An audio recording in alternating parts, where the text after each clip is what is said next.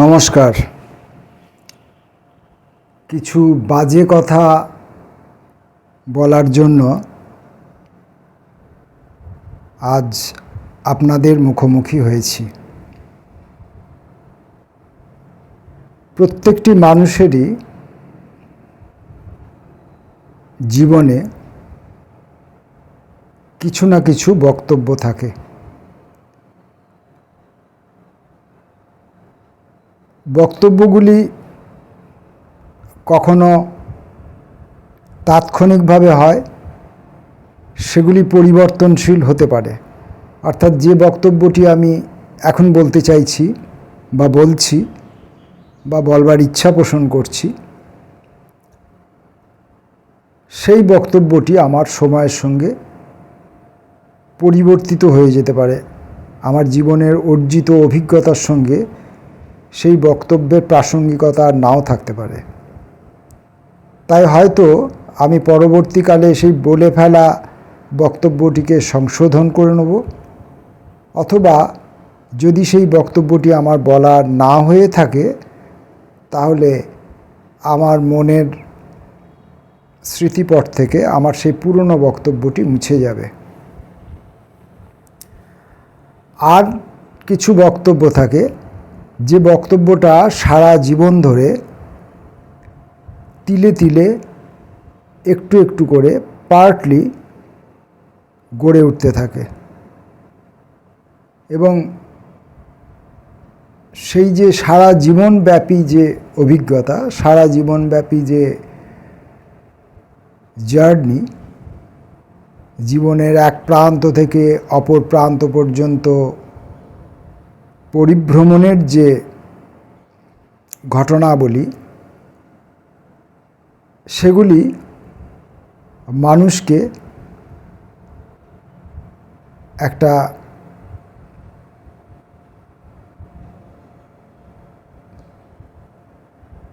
বক্তব্যের মধ্যে একটা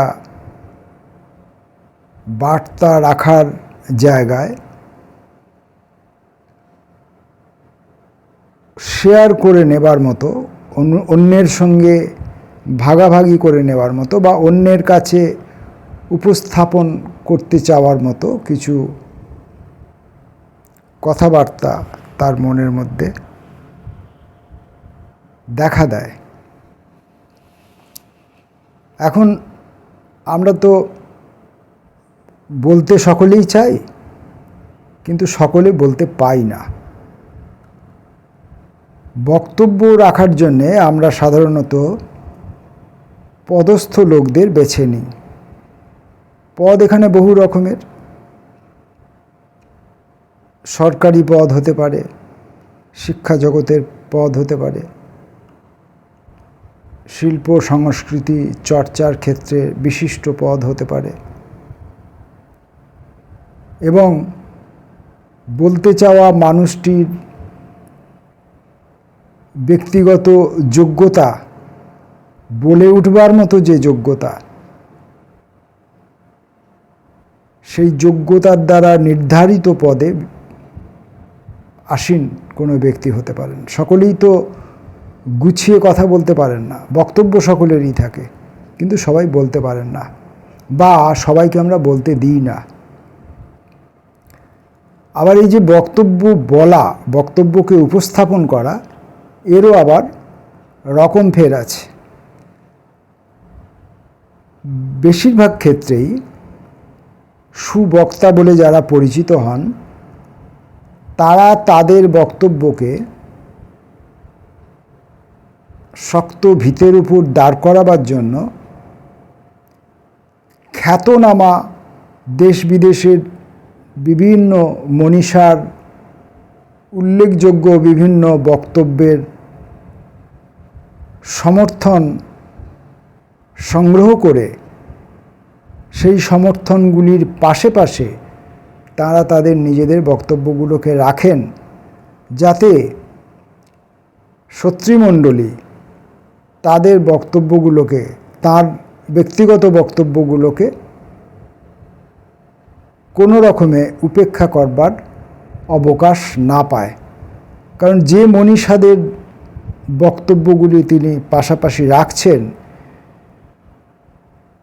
পৃথিবীর সেই সমস্ত বিশ্ববরেণ্য মনীষা যারা তারা তাদের জীবনের পরীক্ষায় উত্তীর্ণ হয়ে গেছেন এবং শতাধিক বর্ষব্যাপী তারা মানব সভ্যতায় তাদের অস্তিত্ব ধরে রাখতে সক্ষম হয়েছেন। আর যে ভদ্রলোক তার নিজের অভিজ্ঞতার কথা বলছেন, তার বক্তব্য রাখছেন, তিনি আগামী দিনের জন্য নিজেকে প্রতিষ্ঠিত করতে চাইছেন। তো তিনি এখনও প্রতিষ্ঠিত নন, তাই তার মনের মধ্যে কোথাও একটা শঙ্কা থেকে যেতে পারে যে হয়তো আমার বক্তব্যকে লোকে গ্রাহ্য নাও করতে পারে। এইভাবে বিভিন্ন রকমের সাপোর্ট দিয়ে তিনি তার বক্তব্যকে রাখেন। সেগুলো অনেক সময় বিরক্তিকর হয়, মোনোটোনাস হয়, একঘেয়ে লাগে। আবার অনেক সময় বক্তার বক্তব্য রাখার গুণে অনেক সময় আবার মনোগ্রাহীও হয়। এবং যারা বইপোকা, যারা ওই সব মনীষাদের জীবন, তাদের কাজ নিয়ে নিয়মিত পড়াশোনার মধ্যে থাকেন, তারা যেহেতু এই বর্তমান বক্তার বক্তব্যের সঙ্গে নিজেদেরকে লিঙ্ক করতে পারেন, সম্পর্কিত করতে পারেন, তাই তাদের অনেকের কখনো কখনো এই বক্তব্য ভালো লাগে। কিন্তু অনেক সময় সংঘাতও দেখা দেয়, কারণ ওই মনীষাদের ওই বক্তব্যগুলোকে অবলম্বন করেই এই সত্রীমণ্ডলীর মধ্যে অনেকের মনে অন্য অন্য রকমের বক্তব্য সৃষ্টি হয়। তাদের অনুভূতি, তাদের অভিজ্ঞতা তারা অন্য রকমভাবে সম্পর্কিত করেন ওই উদ্ধৃত বিশিষ্ট বক্তাদের বক্তব্যের সঙ্গে। তাই তখন আবার তারা কিছু পাল্টা বক্তব্য রাখার মানসিক তাগিদ অনুভব করেন। অনেক ক্ষেত্রেই তারা হয়তো সেই তাৎক্ষণিকভাবে তাদের বক্তব্য রাখার জন্য উঠে দাঁড়ান, তাতে যে বক্তা বক্তব্য রাখছেন তার বক্তব্য রাখাকালীন সময়ে ব্যাঘাত সৃষ্টি হয়। অনেক সময় তর্ক বিতর্ক, বাদ বিবাদ দেখা দেয়। আর অধিকাংশ সময়ই সত্রীমণ্ডলীর মধ্যে তাদের মনে যে বক্তব্যের যে বিবাদ দেখা দেয়, সেগুলোকে তারা তাৎক্ষণিকভাবে চেপে যান। আর অন্যান্য মানুষের ক্ষেত্রে, বেশিরভাগ সংখ্যাগরিষ্ঠ মানুষের ক্ষেত্রে, তারা তাদের বক্তব্য তারা তাদের নিজেদের জীবনের বোধ অনুভূতির মতোই নিজেদের মুখের ভাষাতেই বলার চেষ্টা করেন। তাদের মধ্যে অধিকাংশ লোকই আছেন যারা আবার গুছিয়ে মুখের কথা বলতে পারেন না। এখন বক্তব্যকে যে শুধুমাত্র মুখের কথায় প্রকাশ করতে হবে, এই বাধ্যবাধকতা কি একান্ত সঠিক? কারণ মানুষের বক্তব্য তার শরীরী ভাষায় থাকে, তার কাজে কর্মের মধ্যে থাকে, তার জীবনের যে চলার পথ, তার যে যাপন প্রণালী, সেসবের মধ্যে থাকে। তিনি হয়তো মুখে কিছু বলছেন না, কিন্তু আমি যদি তাকে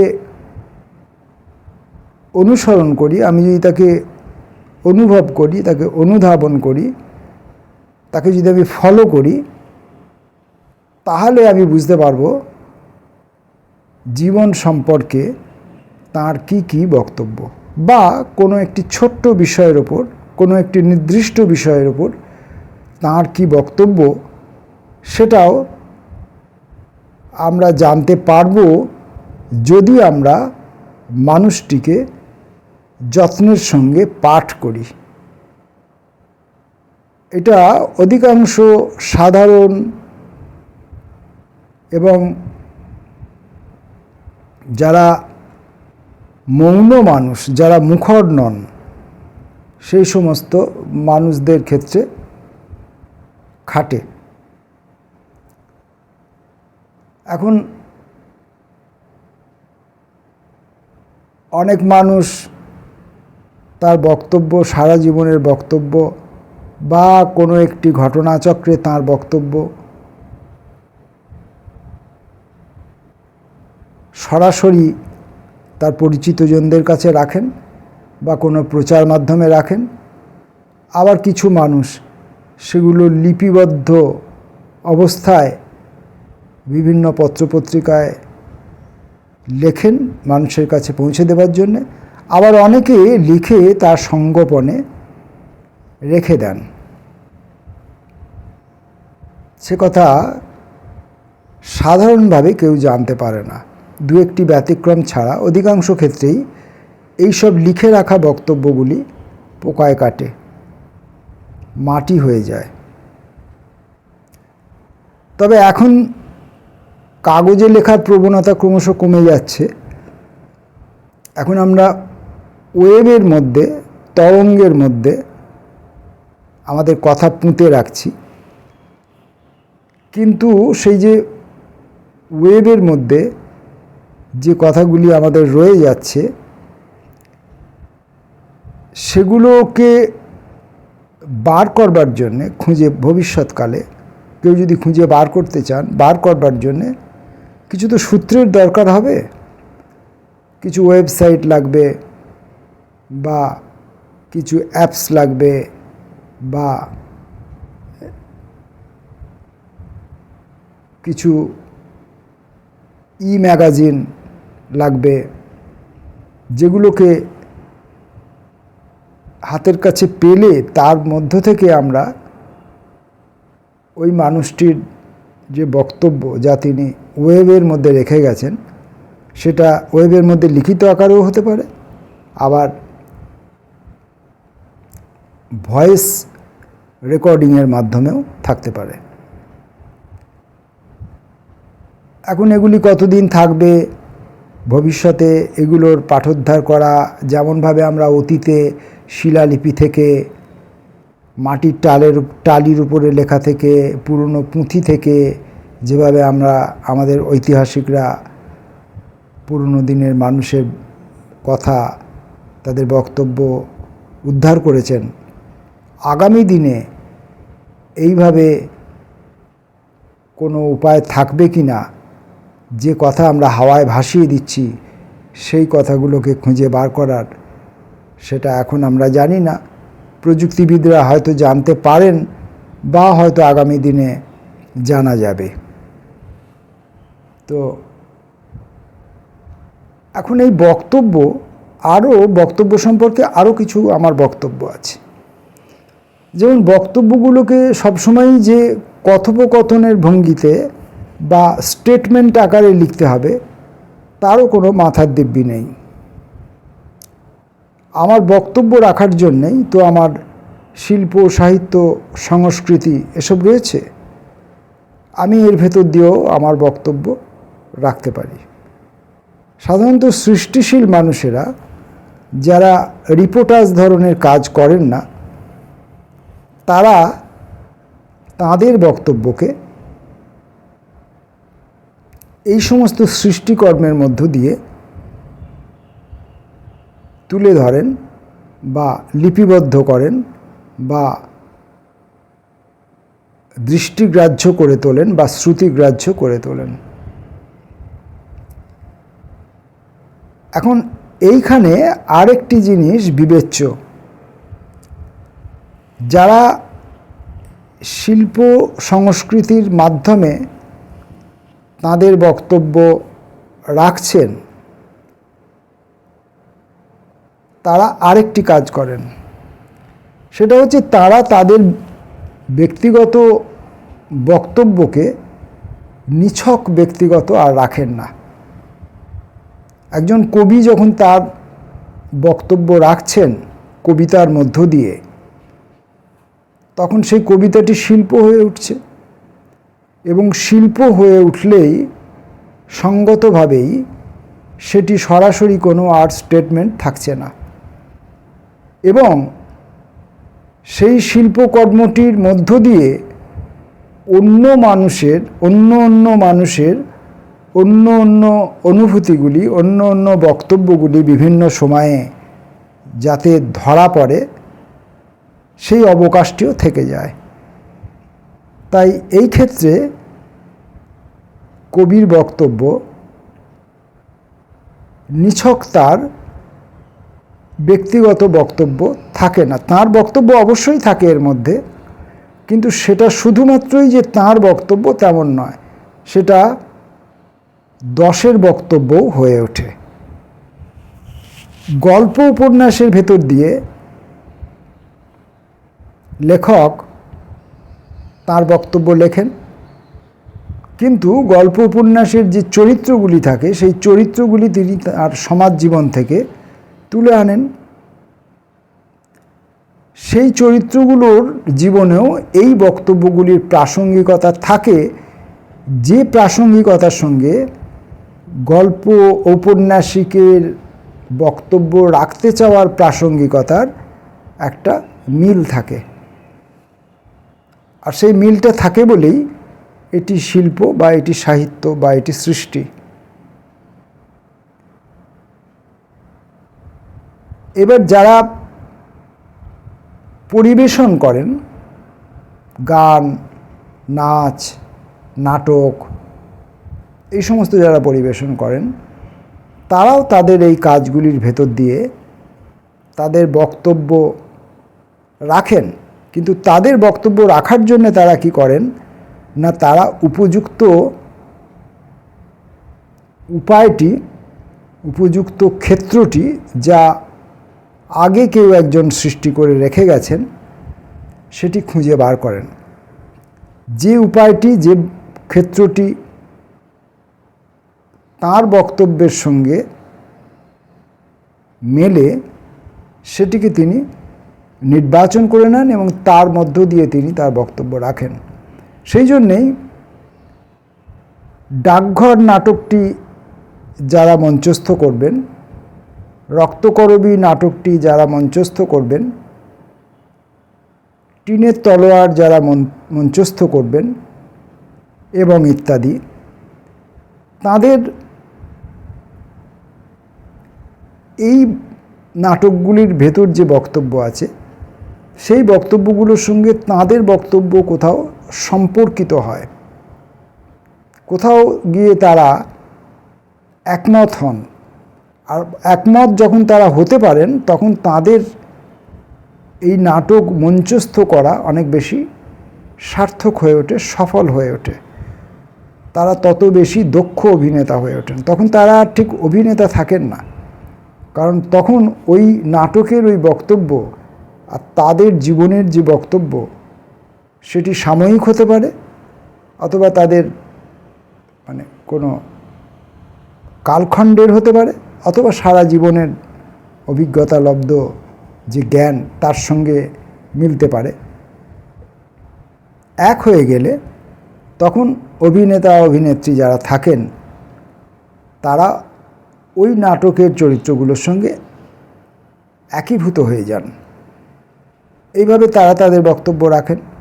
বক্তব্যের এই ক্ষেত্রে বক্তব্যের রিনিউ হয়, বক্তব্যের পুনরাবৃত্তি ঘটে, এবং এই বক্তব্যগুলোর পুনরাবৃত্তি এত বলিষ্ঠভাবে পুনরাবৃত্তিগুলো ঘটে থাকে যে নাটকের মঞ্চস্থ হওয়াকালীন সময়ে যারা দর্শক আসনে যারা থাকেন তারাও এই বক্তব্যের সঙ্গে সাময়িকভাবে হলেও, কিছু কালখণ্ডের জন্য হলেও তারা এক হয়ে পড়েন। এইভাবে অন্যান্য বডি ল্যাঙ্গুয়েজের যে সমস্ত শিল্পকর্ম আছে তার ভেতর দিয়েও আমরা আমাদের বক্তব্য রেখে থাকি বিভিন্ন উপায়ে, বিভিন্ন সময়ে। সময় আমাদের বক্তব্যগুলোকে পরিবর্তন করে। আজকের সময়ে মানুষের যে বক্তব্য, এর সঙ্গে আর কিছু সম্পর্ক আছে। যেমন অর্থনৈতিক একটা রিলেশন, রাজনৈতিক একটা সম্পর্ক, এগুলো এই বক্তব্যগুলোকে অনেক সময় নিয়ন্ত্রণ করে। কারণ আমরা অর্থাকমের জন্যে, অর্থের প্রয়োজনে আমরা অনেক সময় যে বক্তব্যের সঙ্গে একমত নই, সেই বক্তব্যের বিষয়টিকে নিয়েও আমরা পরিবেশন করে থাকতে পারি। যারা অভিনয় করেন তারা অভিনয়ের চরিত্রগুলোর সঙ্গে তাদের ব্যক্তিগত জীবনে যে সবসময়ই এক থাকেন তা তো নয়, অধিকাংশ ক্ষেত্রেই হয়তো বা তারা এক থাকেনও না। তো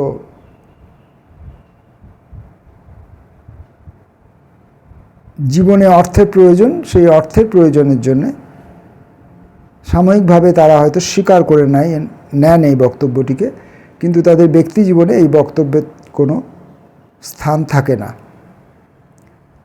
আবার রাজনৈতিক ক্ষেত্রে, রাজনৈতিক পরিসরে রাজনীতি, দলীয় রাজনীতি, বিশেষ করে দলীয় রাজনীতি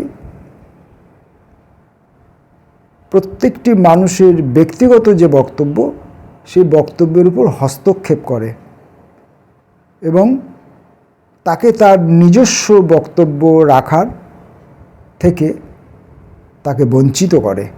এবং ওই রাজনৈতিক যে ক্ষমতা, রাজনৈতিক দলীয় রাজনীতির যে ক্ষমতা, এবং সেখানে ওই দলীয় রাজনীতিকে যে বা যিনি নিয়ন্ত্রণ করছেন তার যে বক্তব্য, সেই বক্তব্যকে তিনি এই রাজনৈতিক দলের ছাতার নিচের সমস্ত মানুষের উপরে আরোপ করে দেন।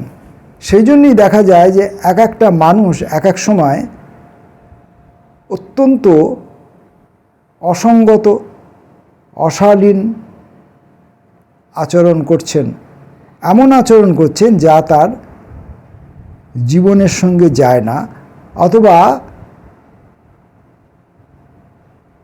তিনি একজন সামাজিক মানুষ হয়ে যে এই ধরনের কাজ করছেন, এই ধরনের চিন্তাভাবনা করছেন, এই ধরনের বক্তব্য রাখছেন, এটা কিভাবে রাখছেন আমরা সেটা বিশ্বাস করে উঠতে পারি না, আমরা সেটা বুঝে উঠতে পারি না। কারণ আসলে এই ক্ষেত্রে বক্তা একটি যন্ত্রে পরিণত হয়ে যায় এবং ওই বক্তার মুখ দিয়ে ওই দলীয় যে ক্ষমতা, সেই দলীয় ক্ষমতার যে স্পর্ধা, দলীয় ক্ষমতার কোনো নীতি, তার আদর্শ সেসব নয়, তার যে স্পর্ধার যে ভাষা, তার ক্ষমতার যে দম্ভ, তার যে অহংকার, তার যে মদমত্ততা, তার নিজস্ব ভাষা আছে এবং সেই ভাষা ওই মানুষটির কণ্ঠ দিয়ে উচ্চারিত হয়। তখন ওই মানুষটির বক্তব্য বলে আমরা অনেক সময় মনে করি, আমরা বিভ্রান্ত হই, আমরা সেই লোকটিকে ব্যক্তিগতভাবে অনেক সময় উৎসাহিতও করি, আবার অনেক সময় ঘৃণাও করে থাকি, বিষয়ের উপর নির্ভর করে। তো এইভাবেও বক্তব্য পাল্টে যেতে পারে, বা বক্তব্য চাপা পড়ে গিয়ে যা আমার বক্তব্য নয় সেই বক্তব্য আমার মুখ দিয়ে উপস্থিত হতে পারে। শুধু আমার মুখ দিয়ে যে উপস্থিত হবে তা নয়, আমার আচরণের মধ্যেও তার প্রকাশ দেখা যেতে পারে, আমার শিল্পকর্মের মধ্যেও তার প্রকাশ দেখা যেতে পারে যে বক্তব্যের সঙ্গে আমার একমত হওয়ার কথা নয়, সেই ধরনের কোনো একটি নাটক আমি মঞ্চস্থ করছি, তার সেই ধরনের একটি চরিত্রের সঙ্গে অভিনয় আমি সম্পর্কিত হচ্ছি। এইভাবে মানুষের বলতে চাওয়া, মানুষের বলে ওঠা, মানুষের বলতে না পারা, মানুষের বলে ওঠা অথচ তা তার নয় এমন, বা মানুষ বলতে যে পারেনি, না বলতে পারার জন্যে তার যে আরও কিছু বক্তব্য সৃষ্টি হয়, এই সমস্ত কিছু নিয়ে বক্তব্যের একটা দীর্ঘ প্রেক্ষাপট আছে। সেটা যদি আমরা দীর্ঘ সময় ধরে ভাবনা চিন্তা করি এবং মানুষের সঙ্গে মেলামেশা করে, তাদের খোঁজ খবর নিয়ে, তাদের সঙ্গে কথাবার্তা করে একটা গবেষণা কর্মে লিপ্ত হই, যদি অনুসন্ধান করি, তাহলে প্রতিটি মানুষ কি বলতে চায়, কেন বলতে চায়, কেন বলতে পারে না, এই সব বিষয়গুলো উঠে আসবে এবং সেগুলো আমাদের সময়কালের, যে সময়কালে আমরা যাপন করছি সেই সময়কালের একটি নিজস্ব বক্তব্য হতে পারে এবং সময়ের সেই বক্তব্য আমার আপনার প্রত্যেকের বক্তব্য হয়ে উঠতে পারে বলে আমার মনে হয়। আজকের এই পর্যন্তই। পরে আবার কোনো একদিন অন্য কোনো বাজে কথায় আপনাদের মুখোমুখি হব। ততক্ষণের জন্য নমস্কার।